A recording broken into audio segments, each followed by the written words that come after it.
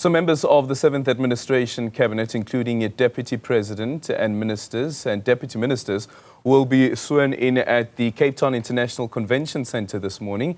The new executive is made up of various members of political parties in the government of national unity. Chief Justice Raymond Zondo will preside over the swearing-in of the executive. Our reporter Juniour Khumalo now joins us live. Juniour, very good morning to you. Thank you so much for making time for us this morning. Yet another opportunity for some of the MPs, at least, to pledge allegiance to the Constitution, but also to ensure that the executive role that they are being given, that they don't abuse it. Indeed, Aldrin. Today, this morning, we're going to see the swearing in of members of that cabinet, about 76 of those.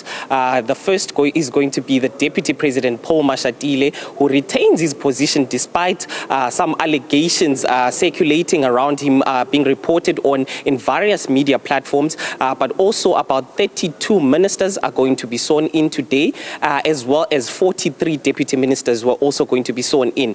There's been a lot of complaints about the size of this cabinet, but there's been a lot of negotiations that had to take place before the president could reach basically announce his cabinet, despite it being much larger than the previous cabinet that he announced during the 6th administration. So after today, then South Africans can really say that the 7th administration, the 7th government, democratic government in South Africa has been constituted.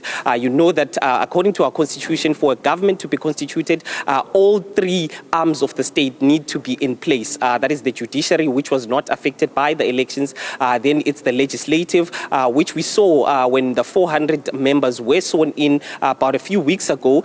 So that was constituted. Now it's the time for the executive to be sworn in. And this is the stage where it's going to happen. I'm going to allow my colleague, Nduduzo, just to show you where it's going to take place. It's going to be presided on by the Chief Justice Raymond Zondo. The president is also expected to be here. The ceremony is expected to start at about 10 o'clock. That's when the president is going to walk in, and all of the festivities are going to start. Most of these members of parliament are going to be joined by their families. Most of them, you know, the travel costs have been covered by the various departments that they have been appointed to.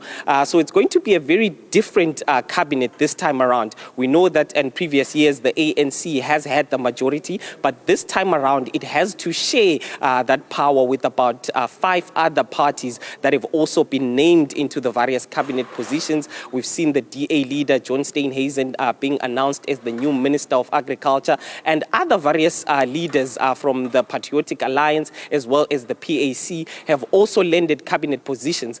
So it's going to be very different. About 8 ministers from the ANC have lost out on their cabinet positions. About 1 deputy minister as well has also lost out to a cabinet position. 3 ministers have been demoted to deputy ministers. So there's a lot of changes that have actually happened, but we will keep you up to date as the proceedings take place, Aldrin. Thank you so much, Juniour Khumalo, there joining us from the ICC in Cape Town.